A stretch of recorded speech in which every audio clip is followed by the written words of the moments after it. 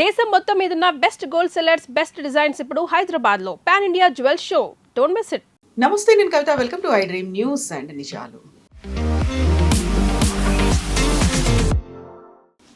2014 మే 26 మోదీ ప్రధానమంత్రిగా for the first time ప్రమాణ స్వీకారం చేశారు. నేటికి 12 ఏళ్ళు కంప్లీట్ అయిపోతుంది. ఈ పుష్కర కాలంలో దేశం సాధించినటువంటి ప్రయోజనాలు లేకపోతే జరిగినటువంటి అభివృద్ధి ఏంటి?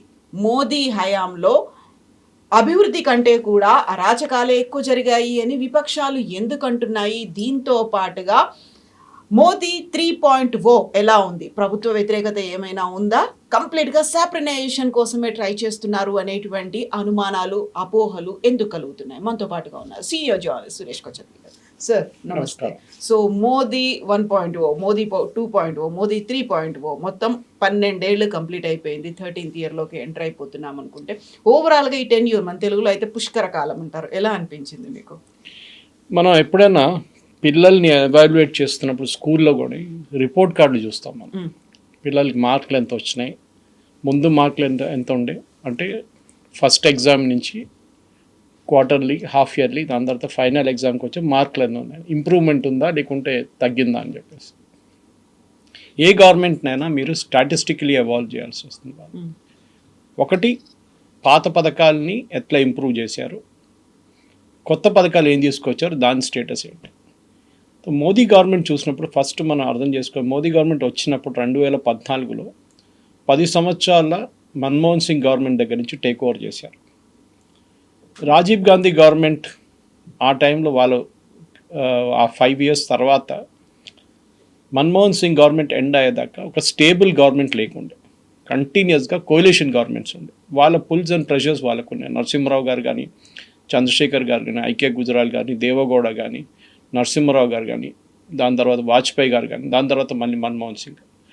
ఏ గవర్నమెంట్ స్టేబుల్గా లేదు. అంటే మీరు ఆల్మోస్ట్ చెప్పొచ్చు ఒక 20-25 సంవత్సరాలు స్టేబిలిటీ లేకుండే గవర్నమెంట్లకి. ఫస్ట్ టైం 2014లో మోదీ గవర్నమెంట్కి స్టెబిలిటీ వచ్చింది. ఆన్ దేర్ ఓన్ మెజారిటీ వచ్చింది. చిన్న మెజారిటీ ఉండే, ఎక్కువ లేకుండే. దాని తర్వాత 2019కి వచ్చినప్పుడు మెజారిటీ పెరిగింది, 300+ అయింది. కానీ 2024 వచ్చేదాకా అది తగ్గింది.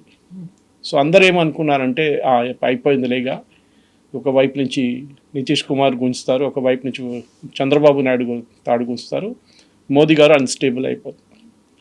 ఇప్పుడు నితీష్ కుమార్ గారు లేరు సీన్లో. ఆయన పార్టీ యాజ్ గుడ్ యాజ్ బీజేపీలో వచ్చినట్లని, వాళ్ళ ఎంపీలు కూడా బీజేపీలో ఉన్నట్లని.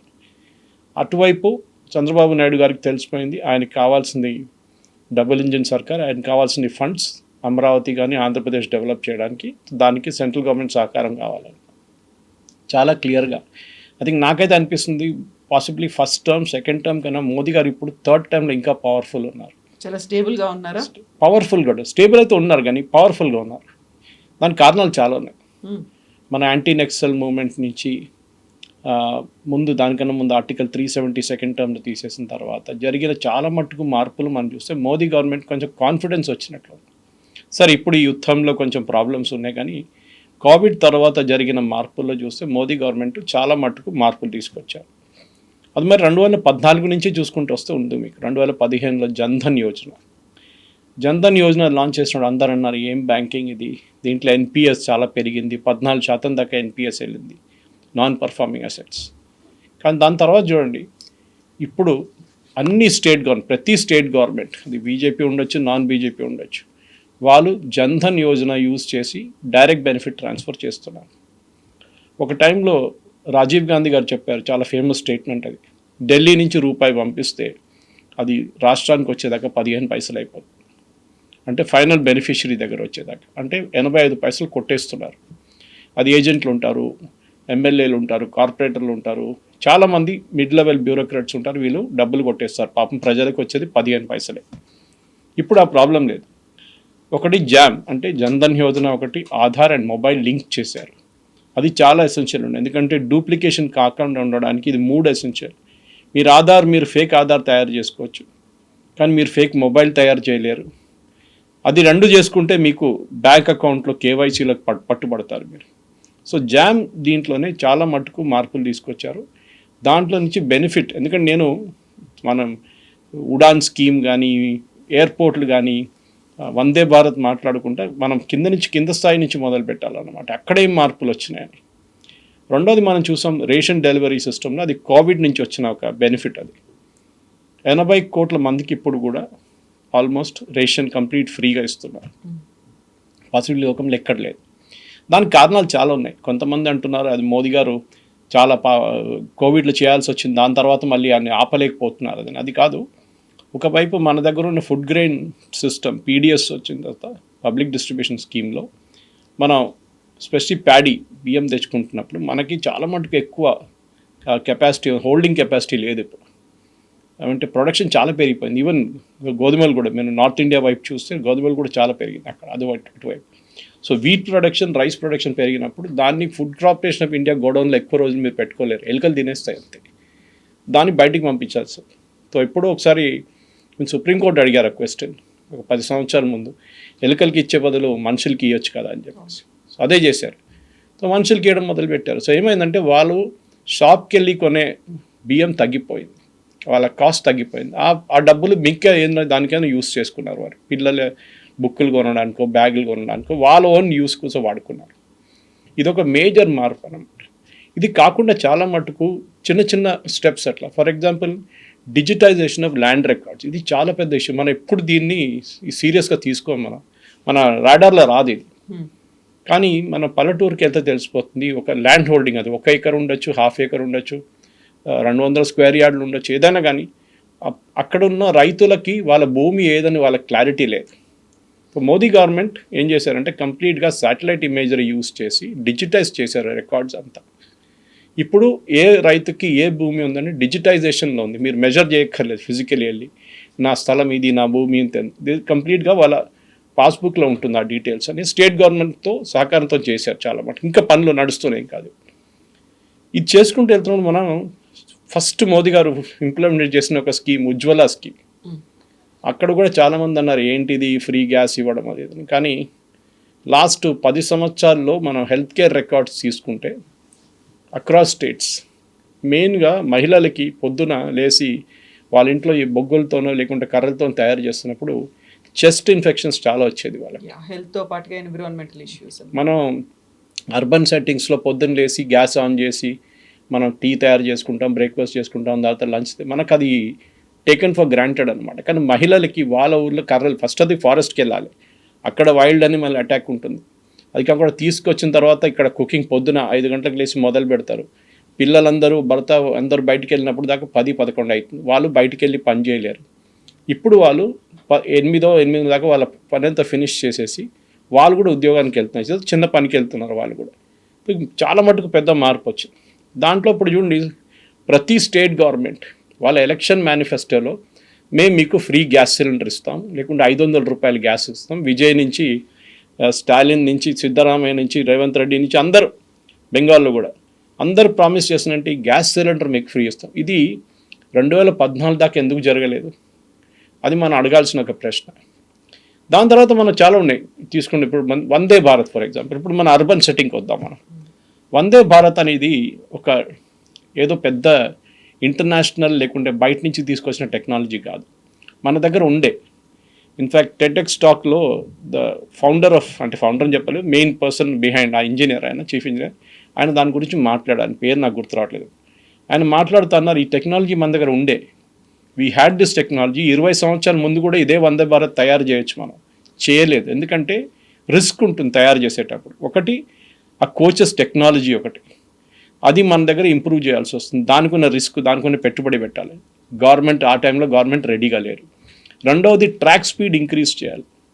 ఇప్పుడు చూడండి, ప్రతి ట్రైన్ మీరు బిలీవ్ చేయరు, 1 గంట నుంచి 2 అవర్స్ వాళ్ళు టైం సేవింగ్ చేస్తున్నారు. వందే భారత్ వచ్చిన తర్వాత, వందే భారత్ ఎనీవేస్ మంచి స్పీడ్లో వెళ్తుంది. మీరు శబరి ఎక్స్ప్రెస్ తీసుకోండి, ముందు 24 గంటలు తీసుకుంటుండే ట్రిచ్చూర్, మా హోమ్ టౌన్ నుంచి హైదరాబాద్కి. ఇప్పుడు దాన్ని 22 గంటలు చేశారు. 20 కూడా చేయొచ్చు, రేపు 18 చేయొచ్చు. కానీ ప్రాబ్లం ఏంటంటే మన దాంట్లో ఒక ట్రైన్కి గ్యాప్ 5 నిమిషాలే. ఒక ట్రైన్ వెనక ఇంకో ట్రైన్ 5 నిమిషాలు వెళ్తారు. సో మన ట్రాక్స్ డబుల్ చేయాల్సి వస్తుంది. అది పెద్ద ప్రాసెస్, అది నడుస్తుంది. 100% ఎలక్ట్రిఫికేషన్ జరిగింది, కంప్లీట్ ఎలక్ట్రిఫికేషన్ చేసేసారు. చాలా వరకు డిలేలు అనేవి ఉండేది. ముందు అయితే ట్రైన్లు అంటే మనకు తెలిసింది, అది తెలుగులో ఒక సామెత ఉంది, ఎక్కాల్సిన రైలు ఒక జీవిత కాలం లేటు అనేది. అదే. సో జపాన్లో అంటారు ఇప్పుడు ట్రైన్ లేట్ వస్తే అక్కడ ట్రైన్ డ్రైవర్ ఇంకా గార్డ్ అందరు దిగేసి అపాలజైజ్ చేస్తారంట ప్యాసింజర్స్కి. మన దగ్గర ఆ స్టేట్కి ఇంకా రాలేదు, కానీ మేము వందే భారత్ వచ్చినప్పుడు అందరూ ఏమన్నారు, ఓ ఇది ఎవరు వెళ్తారు దీంట్లో ఎంత డబ్బులు కట్టి, పేదోళ్ళకి మీరు ట్రైన్ పెట్టాలండి. ఇప్పుడు వందే భారత్ మీకు టికెట్ దొరకదు. ప్రతి స్టేట్లో 5-6 వందే భారత్లు అక్కడిక్కడ తిరుగుతున్నాయి, కానీ మీకు టికెట్ దొరకదు. నేను మొన్న ఇక్కడి నుంచి నెల్లూరు వెళ్ళాను, 6 గంటల సేపట్లో నెల్లూరు చేరుకున్నాను వందే భారత్. రిటర్న్లో నార్మల్ ట్రైన్ సూపర్ ఫాస్ట్ ఎక్స్ప్రెస్లో వచ్చాను. పొద్దున్న రాత్రి 9 గంటలకు ఎక్కితే సికింద్రాబాద్లో 8 గంటలకు దిగాను. అంటే ఆల్మోస్ట్ 11 hours డిఫరెన్స్ చూడండి. అది నేను చెప్తున్నాను. సో మనం ఒక లగ్జరీ అని చెప్పట్లేదు, కానీ ఒక స్పీడ్, ఒక ఎలిమెంట్ ఆఫ్ టైం సేవింగ్ కోసం డబ్బులు ఇవ్వడానికి రెడీగా ఉన్నాం, అదొకటి. దెన్ మొబైల్ పెనిట్రేషన్ ఇండియాలో చూసాం మనం, అది చాలా మటుకు మన డిజిటల్ పేమెంట్స్ అదొక క్రైసిస్ నుంచి వచ్చింది. అది డిమానిటైజేషన్ తర్వాత సడన్గా మార్కెట్లో క్యాష్ లేదు, మన అందరు తెలిసిందే. 500 రూపాయలు, అది కాకుండా 1000 రూపాయల నోట్లు ఆ టైంలో డిమానిటైజ్ చేసినప్పుడు డిజిటల్ కరెన్సీ కోసం గవర్నమెంట్ ఒక స్కీమ్ తీసుకొచ్చారు, యూపీఐ కింద. ఉండే దానికన్నా ముందు, కానీ they were not able to implement it. దానికున్న బ్యాక్గ్రౌండ్ కానీ ఏం చెప్తారు, ఇన్ఫ్రాస్ట్రక్చర్ కానీ దానికున్న సెక్యూరిటీ ఫీచర్స్ ఇంప్లిమెంట్ చేయలేకపోయారు అప్పుడు దాకా. సడన్గా ఒక క్రైసిస్ వచ్చినప్పుడు చేయాల్సి వచ్చింది. ఇప్పుడు చూడండి, అప్పుడు చిదంబరం గారు చాలా ఫేమస్ ఒక స్టేట్మెంట్ ఇచ్చారు పార్లమెంట్లో, మీకు గుర్తుంటుంది.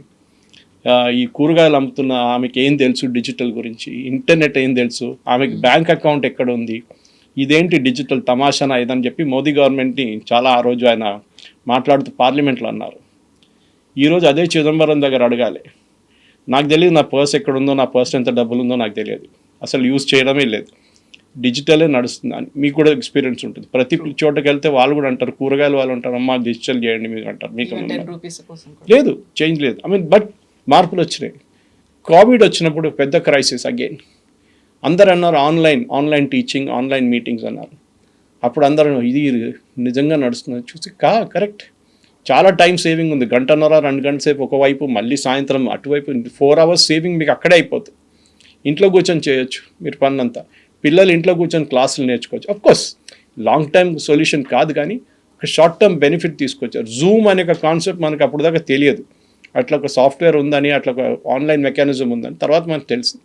ఇట్లాంటి చాలా మార్పులు వచ్చినాయి Kavitha garu. For example even national highways తీసుకోండి. యూపీఏ హయాం ఎండ్ అయినప్పుడు 2014లో ఏప్రిల్లో మన national highway length 90,000 kilometre, 91,287 to be exact. ఇప్పుడు 146,650 కిలోమీటర్లు.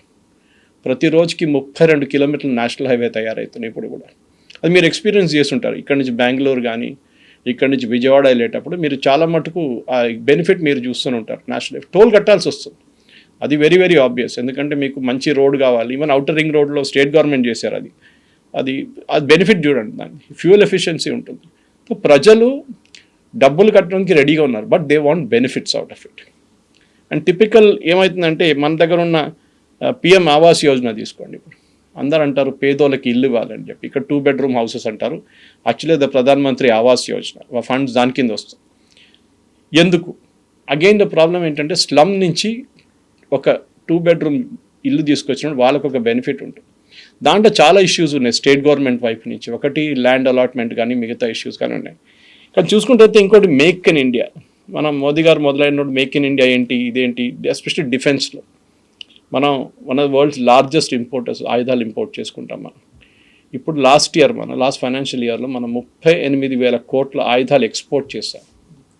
అది యూపీఏ హయాంలో, యూపీఏ గవర్నమెంట్ వాళ్ళు 2014లో మన్మోహన్ సింగ్ గవర్నమెంట్ టెన్యూర్ అయినప్పుడు అది 430 కోట్లు ఉండే.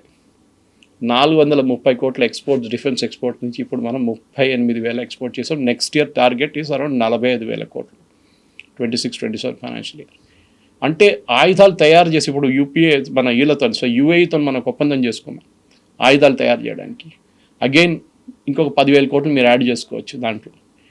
ప్రతి సెక్టర్లో ఒక టార్గెటెడ్ ఒక మూవ్మెంట్ నడుస్తుంది. అది ప్రధానమంత్రి గారు సెక్రటేరియటే దాన్ని కంప్లీట్గా ట్రాక్ చేస్తున్నారు. 500 కోట్ల కన్నా ఎక్కువ ఉన్న ప్రాజెక్ట్ని ప్రతిరోజు ట్రాక్ చేస్తారు దాన్ని. మనం చూసాం, ఒక చెనాబ్ రివర్ పైన ఒక బ్రిడ్జ్ కట్టారు, ఆర్చ్ బ్రిడ్జ్. అది బ్రిటిష్ వాళ్ళ టైం నుంచి కూడా ఇంపాసిబుల్ అని చెప్పి వాళ్ళు ఇడిచేశారు. అది ఇట్ ఈస్ నాట్ పాసిబుల్ అని చెప్పారు. అది కాకుండా మనం బారాముల్లా దాకా కనెక్ట్ చేయలేము. బారాముల్లా మన ఆర్మీకి చాలా క్రూషియల్, ఎందుకంటే పాకిస్తాన్ బార్డర్ దాకా వెళ్తుంది. ట్రక్స్ తీసుకెళ్లడంలో యాక్సిడెంట్లు చాలా నడుస్తుంటే టైం కూడా పడుతుంది. ఇప్పుడు ఆలోచించండి అది ఎట్లా చేశారు. మీరు కావాలంటే మీరు చేయొచ్చు, కానీ దానికి మిమ్మల్ని బ్యాక్ చేయడానికి ఎవరైనా ఉండాలి. అంటే మీ ఎంత ఎవరైనా ఉండి చేయండి, మీరు ఫెయిల్ అయితే no problem, we will help you అని చెప్పేసి. సో అన్ని సెక్టర్స్లో ఇంకా చాలా పనులు ఉన్నాయి, అన్నీ అయిపోయినాయని చెప్పలేము మనం. కానీ 2014కి ఇప్పుడు మీరు చెప్పినట్టు 12 సంవత్సరాల తర్వాత రివ్యూ చేసినప్పుడు ప్రోగ్రెస్ రిపోర్ట్ తీసుకున్నప్పుడు చాలా మటుకు ఇట్లాంటి మార్పులు వచ్చాయి. సో ఇది డెవలప్మెంట్ పరంగా చూస్తే ఇంటర్నల్గా మాత్రం ఇన్సెక్యూరిటీ అనేది ఉంది, అన్స్టెబిలిటీ అనేది ఉంది అనే దాంతో పాటుగా మాబ్ లించింగ్ అవుతుంది, ఇక్కడ ఉన్నటువంటి మైనారిటీలని టార్గెట్ చేస్తున్నారు. ఇవన్నీ కూడా మోదీ గవర్నమెంట్ వచ్చిన తర్వాత ఎక్కువైపోయింది. దీనికి తోడుగా మీడియాను కూడా ఒక గోడీ మీడియా లాగా మార్చేసుకున్నారు, తనకు అనుకూలంగా ఉండే వాళ్ళకే ఇస్తున్నారు అనే మాటలని ఉన్నాయి కదా. ఇన్సెక్యూర్డ్ ఫీలింగ్ అనేది ఇంటర్నల్గా డెవలప్ అయిందా? మీరు అది ఎటువైపు నుంచైనా చూడవచ్చు. ఫల్తా రిజల్ట్ వచ్చింది మొన్న, మీరు చూసుంటారు. Falta is minority dominated constituency. BJP 140,000 ఓట్లతో గెలిచారు. ఒరిజినల్ జహంగీర్ ఖాన్ టీఎంసీ క్యాండిడేట్కి డిపాజిట్ కూడా పోయింది, ఫోర్త్ ప్లేస్లో ఉన్నారు. అప్పుడు ముస్లిమ్స్ బీజేపీకి ఓటేశారని చెప్తారా? ఎస్, జరిగింది అది. ఎందుకంటే వాళ్ళకు కూడా తెలిసిపోయింది ఈ కాంగ్రెస్ పార్టీ కానీ ఎంఐఎం కానీ మిగతా పార్టీలు వాళ్ళ పర్సనల్ బెనిఫిట్ కోసం ముస్లిమ్స్ని వాడుకుంటున్నారు, చాలా క్లియర్గా తెలిసిపోయింది. అది ఈవెన్ కేరళలో కూడా మీరు చూడొచ్చు. క్రిస్టియన్ కాన్స్టిట్యున్సీ, నార్త్ ఈస్ట్ తీసుకోండి, నార్త్ ఈస్ట్లో చాలా స్టేట్, నాగాలాండ్ అన్ని ప్లేసెస్లో క్రిస్టియన్ డామినేటెడ్. అక్కడ కూడా బీజేపీ రూల్ చేస్తున్నారు, చాలా మటుకు బీజేపీ అలయన్స్ రూల్ చేస్తున్నారు. ఎందుకంటే ప్రజలు ఇప్పుడు ఏం చూస్తున్నారు, ఒకటే, మాకు కావాల్సిన సౌకర్యాలు వస్తుందా, మాకు బెనిఫిట్స్ వస్తుందా, మా లైఫ్ స్టైల్ మారిందా లేదా, మాకు ఉద్యోగాలు వస్తున్నాయా లేదా, ఇది వాళ్ళు చూస్తున్నారు. మాబ్ లించింగ్, ఎక్కడో ఒక ట్రైన్లో ఇద్దరు కొట్టుకున్నప్పుడు దాన్ని పెద్ద ఇష్యూ చేస్తారు. అదే టైంలో బంగ్లాదేశ్లో లక్షల మంది హిందువుల్ని అక్కడ అటాక్ చేసి చాలామంది హిందువులు చంపేసినప్పుడు అప్పుడు ఎవరికి ప్రాబ్లం లేదు. మిద్నాపూర్లో హిందువులు ఆల్మోస్ట్ 10-15 మంది హిందువులు చంపారు, అప్పుడు ఎవరికి ప్రాబ్లం. మన స్టేట్లోనే, మన కంట్రీలోనే, వెస్ట్ బెంగాల్లో జరిగింది మమతా బెనర్జీ హయాంలో, అప్పుడు ప్రాబ్లం లేదు. కశ్మీర్ నుంచి పండిత్ని తెరిమి కొట్టినప్పుడు లక్షలాది మంది వాళ్ళు పారిపోయారు రాత్రికి రాత్రి, అప్పుడు ఎవరికి ప్రాబ్లం లేదు. కానీ ఏదో ఒక చిన్న ఇన్సిడెంట్ ఎక్కడో జరిగింది, ఏదో ట్రైన్లో గొడవ జరిగింది, 2 సీట్ల కోసం కొట్టుకున్నారు, లేకుంటే ఏదో ఆవు మాంసం తీసుకెళ్తున్నారని పట్టుకున్న వాళ్ళని లించ్ చేశారని చెప్తే అది పెద్ద న్యూస్ అయిపోతుంది. అది కూడా ట్రాజడీయే, దాన్ని ప్రాసిక్యూట్ చేయాల్సిందే. పల్గర్లో సాధువులు చంపినప్పుడు ఎవరు అడగలేదేంటి? ఇదే నేను అడుగుతున్నాను. చాలా ఉన్నాయి అట్లాంటి. ఉడిపిలో ఒక ఆర్ఎస్ఎస్ కార్యకర్తని హత్య చేసినప్పుడు ఎవరు అడగలేదే. సో వన్ వే ట్రాఫిక్ అయిపోయింది. మీడియా ఇప్పుడు గోడి మీడియా అంటాను. నేను ఒకటే మాట అంటున్నాను, వైర్, క్వింట్, స్క్రాల్, వీళ్ళు రాసే ఆర్టికల్ మీరు ఒకసారి అనలైజ్ చేయండి. ఒక్క ప్రో మోదీ ఆర్టికల్ కూడా మీకు కనిపించదు. హిందూ కూడా చేర్చుకోవచ్చు దాంతో. అన్ని యాంటీ మోదీ ఆర్టికల్సే ఉంటుంది. వీళ్ళు తీసుకెళ్ళి జైల్లో వేసారా? ఎవరు వేయలేదు కదా. మీరు దగ్గర ఎవరైనా చెప్పారా, మీరు అర్నబ్ గోస్వామి ఛానల్ చూడాలని ఎవరైనా చెప్పారా? ఎవరు చెప్పలేదు కదా. It is your choice. ఎన్నో ఛానల్స్ ఉన్నాయి, మీరు ఏ ఛానల్ కావాలంటే చూడొచ్చు. అర్నబ్ గోస్వామి ఛానల్ చూడాలని ఉందా, లేకుంటే ఎన్డీటీవీ చూడాలని ఉందా, లేకుంటే సిఎన్ఎన్ న్యూస్ 18 చూడాలి, ఎవరు చెప్పలేదు. మీద అదానీ ఉండొచ్చు, అంబానీ ఉండొచ్చు, ఎవరైనా ఉండొచ్చు. ఇదే ఎన్డీటీవీ కాంగ్రెస్ హయాంలో ఏం చేశారు మనందరికి తెలిసిందే. ప్రణయ్ రాయ్ మీద సిబిఐ కేసు ఉండే రాజీవ్ గాంధీ హయాంలో. ద వరల్డ్ దిస్ వీక్లో free commercial time MIC చెద్ద scam ఉండేది. కానీ దాని నుంచి రాజీవ్ గాంధీ గారు ఆయన్ని సేవ్ చేశారు చాలా మటుకు. అంటే మనం ఏం చెప్పొచ్చు, గోడి మీడియా అని చెప్పొచ్చు అక్కడ కూడా. సో మనం అక్యూజేషన్ చేసినప్పుడు ఒక బిగ్గర్ పిక్చర్ చూడాల్సి వస్తుంది కవిత గారు, ఒక చిన్న పిచ్ కాదు. మీరు ఫర్ ఎగ్జాంపుల్ ఎప్పుడు నేను చెప్తుంటాను, ముస్లిమ్స్ హిందువుల్ని ఆయుష్మాన్ భారత్ కింద డిస్క్రిమినేట్ చేస్తారా ఎక్కడైనా? 55 కోట్ల మన పాపులేషన్ జనాభాకి ఇప్పుడు Ayushman Bharat per year 5 lakh coverage ఉంది. ఇప్పుడు లేటెస్ట్ వెస్ట్ బెంగాల్లో కూడా ఇంప్లిమెంట్ అయింది. అంటే మన పాపులేషన్ 140 కోట్లు, అంటే almost 40% of our population cover అయిపోయారు. ఓకే, మిగతా ఉన్నాయి, మిడిల్ క్లాస్ పాపులేషన్ ఉంది, వాళ్ళకి కావాలంటే ఇంకొక స్కీమ్ కూడా గవర్నమెంట్ ఇంట్రడ్యూస్ చేయాల్సిందే, చేశారు కూడా కొన్ని స్టేట్స్లో. ఓకే, అంటే పేమెంట్ బేసిస్ చేస్తున్నారు. కానీ మనం మెయిన్గా ఒక మార్పు తీసుకొస్తున్నాడు. బేటీ పడావ్ అని చెప్పాం, కానీ అక్కడ కూడా చాలా మటుకు ఇది ఎట్లా చేస్తారు. 400 డిస్ట్రిక్ట్స్లో ఇప్పుడు ఈ స్కీమ్ నడుస్తుంది. దాని బెనిఫిట్స్ మనం డీటెయిల్డ్గా వాళ్ళ వెబ్సైట్లో ఉంది, మనం చూసుకోవచ్చు. కానీ ఓవరాల్ హైదరాబాద్లో కూర్చొని ఒక ఎయిర్ కండిషన్ రూమ్లో కూర్చొని, లేకుంటే ఒక స్టూడియోలో కూర్చొని ఏముంది బేటీ పడావ్ బేటీ బచావ్, మహిళల మీద అత్యాచారాలు జరుగుతున్నాయి, ఇదేంటి అని అడుగుతారు. కానీ బిగ్గర్ పిక్చర్ మీరు చూడరు. సిటిజన్షిప్ అమెండ్మెంట్ యాక్ట్ తీసుకొచ్చినప్పుడు అన్నారు, ఎందుకు సిటిజన్షిప్ అమెండ్మెంట్ యాక్ట్లో ముస్లిమ్స్కి ఎందుకు ఇవ్వట్లేదు అని అడిగారు. అక్కడున్న మైనారిటీస్ హిందూ, జైన్, పార్సీ, బుద్ధిస్ట్, సిక్ వాళ్ళ మీద పాకిస్తాన్, ఆఫ్ఘనిస్తాన్, బంగ్లాదేశ్లో వాళ్ళ మీద జరిగిన అత్యాచారాలు, వాళ్ళక్కడి నుంచి పారిపోయి వచ్చినప్పుడు వాళ్ళకి సిటిజన్షిప్ ఇవ్వాలని ఫస్ట్ ప్రతిపాదించిన మనిషి పేరు మోహన్ దాస్ కరమ్చంద్ గాంధీ. 1947లో ఆయన అన్నారు. నెహ్రూ లియాఖత్ ప్యాక్ట్ సైన్ చేశారు. మొహమ్మద్ లియాఖత్ అలీ ఖాన్ అండ్ నెహ్రూ, అప్పుడు first prime minister of Pakistan. దాంట్లో ఏమన్నారు, అక్కడున్న 14% మంది హిందువుల్ని మేము కాపాడుకుంటామని చెప్పి లియాఖత్ ఒక అగ్రిమెంట్ సైన్ చేశారు. నెహ్రూ కూడా ఇటువైపుని చేశారు. మన వైపు ఉన్న పాపులేషన్ 34% దాకా పెరిగింది. ఇప్పుడు పాకిస్తాన్లో ఉన్న 14% హిందువులు 1% వచ్చేసారు. ఎవరు ఫెయిల్ అయ్యారండి అప్పుడు? They failed. కానీ వాళ్ళందరూ పారిపోయి మన దగ్గరకు వచ్చారు. రాజస్థాన్ కానీ, ఢిల్లీ కానీ, ఇటువైపు బెంగాల్ నుంచి చాలామంది మతువా కమ్యూనిటీ 1 కోటి మంది వచ్చేసారు మన వైపు. వాళ్ళకి సిటిజన్షిప్ ఇవ్వాలి కదా, ఇచ్చినప్పుడు కూడా ముస్లిమ్స్కి ఇవ్వాలి. అట్లాంటి మరి పాకిస్తాన్ మాకు ఇచ్చేసేయండి అయిపోతుంది కదా, పాకిస్తాన్ కావాలని చెప్పి ఇక్కడున్న హిందువులు ఓట్ చేశారు. 98.9% ముస్లిమ్స్ మాకు సెపరేట్ కంట్రీ కావాలని చెప్పి ఓట్ వేసిన దాంట్లో ఓన్లీ 50% కన్నా తక్కువ మంది పాకిస్తాన్కి వెళ్ళారు. మిగతా వాళ్ళు ఇక్కడే ఉండిపోయారు. సో మీరు మళ్ళీ ఏమంటున్నారు, వాళ్ళు అక్కడి నుంచి తీసుకోవాలి, మళ్ళీ పాకిస్తాన్ మాకు ఇచ్చేసేయండి అయిపోతుంది, మర్జ్ చేసుకుందాం, ఇటు బంగ్లాదేశ్ కూడా తీసుకుంటాం మనం. Why should we give that? Digital India వచ్చినప్పుడు చాలామంది అన్నారు, ఏంటి డిజిటల్ ఇండియా పేమెంట్స్ గురించి మనం అప్పుడు మాట్లాడాం. డిజిటల్ ఇండియా ఏముంది మనం చూపించాం ఎట్లా చేయవచ్చు అనేది. ఈ నామ్ గురించి నేను చెప్పాను మీకు, చూడండి 1.7 crore ఫార్మర్స్కి డిజిటైజ్ చేసేసాం, మొత్తం వాళ్ళ ల్యాండ్ రికార్డ్స్ డిజిటైజ్ చేసాం. ఫసల్ బీమా యోజన 1.5 లక్ష మంది, ఆల్మోస్ట్ 1.5 crore క్లెయిమ్స్ డైరెక్ట్లీ ఫార్మర్స్తో సెటిల్ చేసుకున్నాం. అంటే ఏదో వరదలు వచ్చింది కానీ, గాలివాన వచ్చింది కానీ, ఏదైనా వస్తే కూడా, ఆర్ ఈవెన్ పెస్ట్ అటాక్ జరిగితే ఫార్మర్స్కి డైరెక్ట్ ఇన్సూరెన్స్ ఇస్తున్నారు. ముందు అట్లా కాకుండా డ్యామేజ్ అయిన తర్వాత వాళ్ళు అప్లై చేస్తారు, మా మొత్తం కొట్టుకుపోయింది, మా రెడీగా ఉన్న చేతికి వచ్చిన పంట పోయిందని చెప్తారు. ఇప్పుడు దాన్ని కూడా స్కీమ్ తీసుకొచ్చారు. గతి శక్తి అని చెప్పి నేషనల్ డిజిటల్ ఒక మాస్టర్ ప్లాన్ హైవే కన్స్ట్రక్షన్స్కి.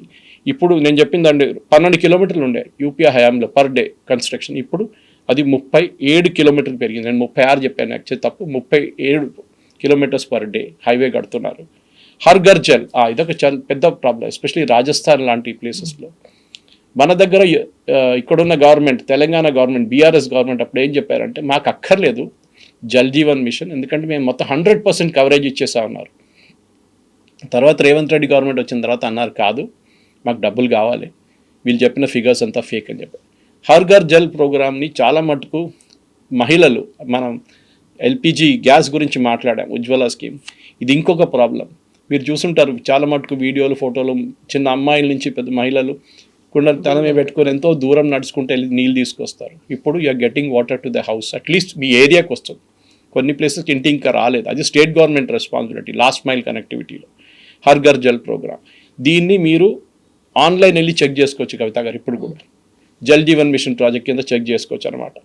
ఈ ఇంకోటి ఐసెట్ మనం చూసాం, దానికోండి జన్ధన్ యోజన డిస్క్రైబ్ చేశాను మీకు. అది కాకుండా Kisan Samman Nidhi, local currency settlement, అదొకటి ఉంది. చెప్పుకుంటూ చాలానే. ముద్రా స్కీమ్ తీసుకుందాం. ముద్రా స్కీమ్లో 27 లక్షల కోట్లు లోన్స్ డిస్ట్రిబ్యూట్ చేశారు. దాంట్లో 70% మంది మహిళలు. లాస్ట్ కౌంట్ ప్రకారం 35 నుంచి 37 కోట్ల మంది మన దేశంలో ముద్రా లోన్లు తీసుకున్నారు. అది చిన్న ఒక కొట్టు పెట్టుకోవడానికో, ఒక వెల్డింగ్ షాప్ పెట్టుకోవడానికో, 5 కుట్టు మిషన్లు కొనడానికో, దేనికైనా ఉపయోగం సార్. 50,000 నుంచి 10 లక్షల దాకా వితౌట్ కొలాటరల్ తీసుకున్న తర్వాత కట్టిన వాళ్ళకి మళ్ళీ ఇన్సెంటివ్గా ఎక్కువ లోన్లు ఇస్తున్నారు. మీరు ఆలోచించి, మన పాపులేషన్ 140 crores, 40 కోట్ల మంది తీసుకున్నారంటే ఒక ఫ్యామిలీలో 3-4 పెట్టుకుంటే almost entire population has been covered అనమాట. Nothing like it. దీనికన్నా ముందు మీకు ఏమైనా బ్యాంక్ లోన్ కావాలంటే కొలాటరల్ పెట్టాలా, మీ ఇల్లు కానీ మిగతా ఏదైనా పెట్టాల్సి, ఇప్పుడు అది లేదు. ముద్రా లోన్లు you can get it directly అనమాట. గంగా గురించి ఉన్నారు, that is a big dispute. ఇవాళ గంగా ఇంకా పొల్యూటెడ్ ఉందని చెప్పి ఎవరో రిపోర్ట్ చెప్పారు. So I'm not taking it up. 1 nation 1 ration card పెట్టారు. ఇది ఒక పెద్ద డిసడ్వాంటేజ్ ఉండే ముందు. బీహార్ నుంచి ఒక వర్కర్ ఇక్కడ వచ్చి ఇక్కడ ఉంటున్నాడు హైదరాబాద్లో, సంవత్సరం పాటు ఇక్కడ పని చేస్తున్నాడు ఏదో రియల్ ఎస్టేట్ ప్రాజెక్ట్లో. వాళ్ళ ఫ్యామిలీ ఏమో అక్కడ ఉంటారు, ఫ్యామిలీలో 4 ఉన్నారు. ఆయనకి ఇక్కడ రేషన్ దొరకదు, ఎందుకంటే రేషన్ అక్కడ ఉంది. సో ఇక్కడ కూడా కలెక్ట్ చేసుకోవచ్చు. ఈ కెన్ టేక్ హిస్ రేషన్, ఆయన ఒక్కరి రేషన్ ఇక్కడ కలెక్ట్ చేసుకో, బికాజ్ బయోమెట్రిక్ పెట్టి. 1 నేషన్ 1 రేషన్ కార్డ్, మీరు ఎక్కడున్నా కానీ మీ రేషన్ మీరు తీసుకోవచ్చు, మీ ఫ్యామిలీ మిగతా రేషన్ వాళ్ళు తీసుకుంటారు. ఇది మన కంట్రీ డిజిటల్ బ్యాక్ బోన్లో చాలా మట్టుకు ఉన్న ఎఫర్ట్ జరిగింది. ఇట్లా చెప్పుకుంటూ పోతే చాలా ఉన్నాయి. Production linked incentive mobile phone మ్యానుఫ్యాక్చరింగ్లో ఇప్పుడు మనం we're the biggest, one of the biggest. అది కాకుండా మనం డిజిటల్ చాలా మటుకు మన ఇప్పుడు చిప్ మ్యానుఫ్యాక్చరింగ్ కానీ మిగతా అన్నిటికీ పిఎల్ఐ ఇస్తున్నారు గవర్నమెంట్, అంటే ఇన్సెంటివ్ ఇస్తున్నారు. మీరు మొదలు పెట్టండి, ఫస్ట్ 2 years మేము చూసుకుంటాం ఈ ప్రాజెక్ట్స్ అని చెప్పేసి ఇట్లా చెప్పుకుంటా పోతే చాలా ఉన్నాయి ఇంకా. అయితే ఎక్కువగా వినిపించేది ఒక నెగటివ్ ఆస్పెక్ట్, ఇప్పుడు 1 nation 1 party లాగా మార్చేశారు, సాఫ్రనైజేషన్ అవుతోంది, రీజనల్ పార్టీలు లేకుండా చేస్తారు, సౌత్ అండ్ నార్త్ డివైడ్ అనేది ఎక్కువ తీసుకొస్తున్నారు అనే దాంతో పాటుగా అసలు మొత్తంగా బీజేపీయే ఉండాలి, అలా అయితే డబుల్ ఇంజిన్ సర్కార్ అవుతుంది అని. అంటే కేంద్రం రాష్ట్రాలకు ఇవ్వాల్సింది ఇవ్వకుండా కేంద్రమే ఒక పొలిటికల్ పార్టీ లాగా చూసి రాష్ట్రాలను కూడా అన్నిటిని కూడా వాళ్ళ వైపే తిప్పుకోవాలని చూడడం అనేది. కాంగ్రెస్ ఉన్నప్పుడు 1947 అంటే మనం 50 పెట్టుకుందాం, when we became a republic. అప్పుడు ఎన్ని పార్టీలు ఉండే అండి? అప్పుడు ఒక జనసంఘం ఉండే, కమ్యూనిస్టులు ఉండే. ఒక టైంలో లోక్సభలో ఆపోజిషన్ పార్టీ కమ్యూనిస్ట్ ఉండే. అప్పుడు వీళ్ళు ఏడ్చుకున్నారా? బీజేపీ 1984లో వచ్చారు, 80లో ఫామ్ అయింది, 84లో ఫస్ట్ 2 సీట్లు వాళ్ళకి వచ్చింది. హన్మకొండ ఒకటి, మేసానా గుజరాత్లో ఒకటి. ఇక్కడ జంగారెడ్డి గారు గెలిచారు, అక్కడ ఆకార్ పటేల్ గారు గెలిచారు. అప్పుడు బీజేపీ ఏడ్చుకున్నారా? మా దగ్గర 2 సీట్లే ఉన్నాయి, మమ్మల్ని మొత్తం ఫినిష్ చేసేస్తారు. వాళ్ళు బిల్డప్ చేశారు, అది చాలా ఇంపార్టెంట్. కవిత గారు చెప్పాను చూడండి, రాజీవ్ గాంధీ గారు గెలిచిన సింపతి ఓట్ వేవ్లో, అది ఇందిరాగాంధీ గారిని అసాసినేషన్ తర్వాత జరిగిన ఎలక్షన్, హాఫ్ ఎలక్షన్ ఆపేశారు, మీకు గుర్తుంటుంది. ఫస్ట్ హాఫ్లో ఘనంగా ఓడిపోయారు ఆల్మోస్ట్ కాంగ్రెస్, సెకండ్ హాఫ్లో సింపతి తర్వాత జరిగిన ఓటింగ్లో కాంగ్రెస్కి సీట్లు వచ్చినాయి. ఆ రోజు నుంచి ఇవాళ దాకా కాంగ్రెస్కి మెజారిటీ రాలేదు. ఇవాళ దాకా అంటే మన్మోహన్ సింగ్ గవర్నమెంట్ ఎండ్ అయ్యేదాకా వాళ్ళకి they never got a majority. 1989 to 2014 అప్పుడు ఆలోచించండి, 90 పెట్టుకుంటే టాకింగ్ ఆఫ్ అక్కడ 14, 24, 24-25 సంవత్సరాలు కాంగ్రెస్కి మెజారిటీ రాలేదు ఎప్పుడు, ఇప్పుడు కూడా లేదు. 14 తర్వాత మనం చూస్తున్నాం, 19 ఎలక్షన్లో రాలేదు, 24 ఎలక్షన్లో రాలేదు. దట్ మీన్స్ ఆ party is on a descent. మనం మీరు ప్రజల్ని తిడుతున్నారు. వెస్ట్ బెంగాల్లో ఒక టైంలో మీ గవర్నమెంట్ ఉండే, సిద్ధార్థ శంకర్ రాయ్, డాక్టర్ బీసీ రాయ్ ఉన్నాయి, ఈ జ్యోతిబాసు కమ్యూనిస్ట్ వచ్చే ముందు. ఎక్కడున్నారండి కాంగ్రెస్ ఇప్పుడు? మన ఫాల్టా ఎలక్షన్ 3rd పొజిషన్లో వచ్చారు. ఇదే వాళ్ళ పార్టీని బిల్డప్ చేసుకుండా నార్త్ సౌత్ డివైడ్ అంటారు. ఏం లేదండి, కర్ణాటకలో బీజేపీ లేదా? తెలంగాణలో 8 మంది ఎంపీలు లేరా? కాంగ్రెస్కి ఎంతమంది ఎంపీలు ఉన్నారు? 8 మందే కదా. కరెక్ట్, అసెంబ్లీలో వాళ్ళకి స్ట్రెంగ్త్ ఎక్కువ ఉంది, కరెక్ట్ అది. కానీ సౌత్లో లేరు. That's a wrong notion. సౌత్లో ఉంది, బీజేపీకి 3 సీట్లు వచ్చినాయి కేరళలో, విచ్ ఇస్ అబ్సల్యూట్లీ ఇంపాసిబుల్ ఉండే ముందు అయితే. సో వాళ్ళ పార్టీని బిల్డప్ చేసుకుంటున్నారు. అది మీరు చేయాల్సిన పని అది.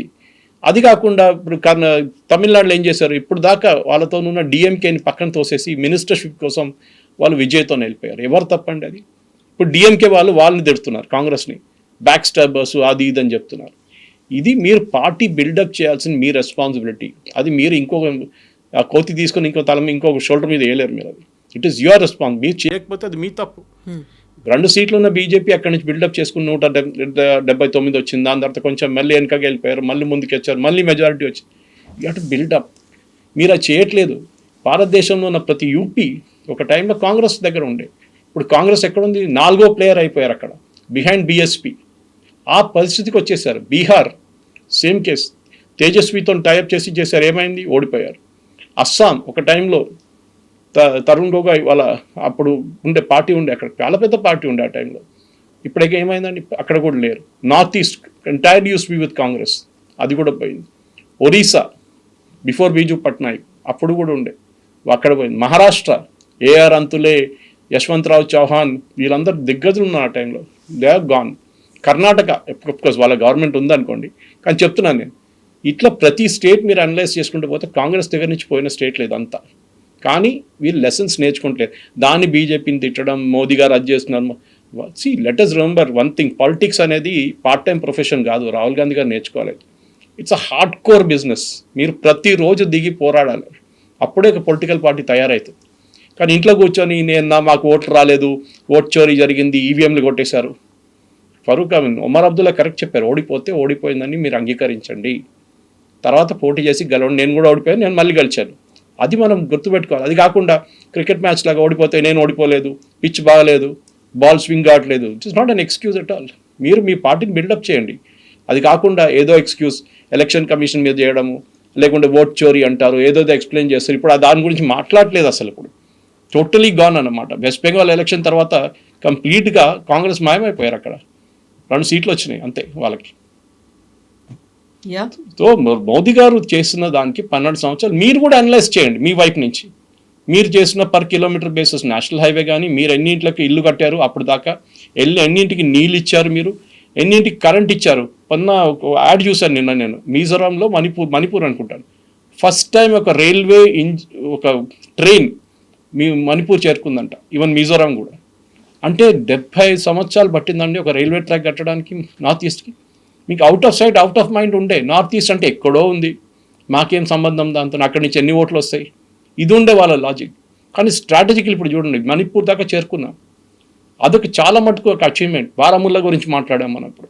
ప్రతి చోట ఎక్కడెక్కడ ఇంపాసిబుల్ అన్నారు అక్కడన్నీ మన రైల్వే ట్రాక్లు కడుతున్నాం, నేషనల్ హైవేలు కడుతున్నాం. ఒక టైంలో ఏకే ఆంటనీ గారు చాలా ఫేమస్గా చెప్పారు పార్లమెంట్లో, మీరు అరుణాచల్ ప్రదేశ్లో లద్దాఖ్లో రోడ్లు ఎందుకు కట్టట్లేదంటే చైనా కోప్పడతారు, దానికోసం మేము కట్టాలి. This is official statement of AK Antony, defence minister.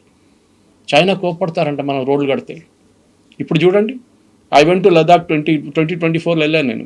ఏం డెవలప్మెంట్ అండి, ఎస్పెషల్లీ ఆర్మీ వాళ్ళ కోసం చాలా పెద్దది ప్రాజెక్ట్. హిమానికి కానీ మిగతా ప్రాజెక్ట్స్ కానీ రోడ్లు ఎక్కడెక్కడో కడుతున్నారు వాళ్ళు, రోడ్లు to height up to the border, Chinese border.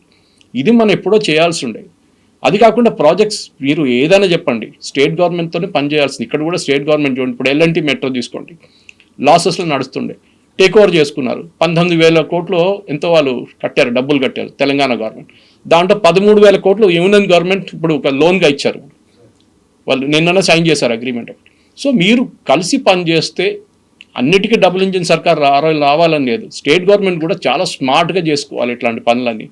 అది రేవంత్ రెడ్డి గారు నేర్చుకున్నారు అది బాగానే. ఈవెన్ కేరళలో సతీష్ అని అదే లాంగ్వేజ్ మాట్లాడుతున్నారు. అది కాకుండా డే టు డే మీరు పాలిటిక్స్ ఆడితే, ఎలక్షన్ టైంలో పాలిటిక్స్ చేసుకోండి, దాని తర్వాత డెవలప్మెంట్ ఇస్ అ కీ. అని దాంట్లో మోదీ గవర్నమెంట్ 12 సంవత్సరాలు ఏం చేశారు, తప్పు చేశారని మీరు చూపించండి ఎక్కడ వాళ్ళు. కానీ ఆరోపణలు ఇది అక్కడ లించింగ్ జరిగింది ఇది కాదు, డెవలప్మెంట్ గురించి మా ప్రజలకు అదే కావాలి. ఇప్పుడు డెవలప్మెంట్ కావాలి, వాళ్ళు ఇంకేం అడగట్లేదు. మాకు డెవలప్మెంట్ కావాలి, మాకు మంచి రోడ్లు కావాలి, మాకు మంచి నీళ్ళు కావాలి, మా ఇంట్లో మాకు మంచి కనెక్టివిటీ ఉండాలి, ఉడాన్ ఉండాలి, నార్త్ ఈస్ట్లో ఉన్న కనెక్షన్స్ కానీ, ఎయిర్పోర్ట్లు చూడండి, రైల్వే స్టేషన్లు చూడండి. ఇదన్నీ మీ హయాంలో చేయాలండి మీదంతా. ఇదేదో రాకెట్ సైన్స్ కాదు ఇది, కానీ చేయలేదు. అది మీరు అంగీకరించాలి, మాతో తప్పు అయిందని చెప్పి యూ మేక్ కరెక్షన్. మేబీ ఒకసారి మీకు ప్రజలు 20-30 సంవత్సరాల తర్వాత ఒక ఆపర్చునిటీ ఇవ్వచ్చు అప్పుడు కాంగ్రెస్కి. Yes sir, thank you so much. Thank you very much. Thank you.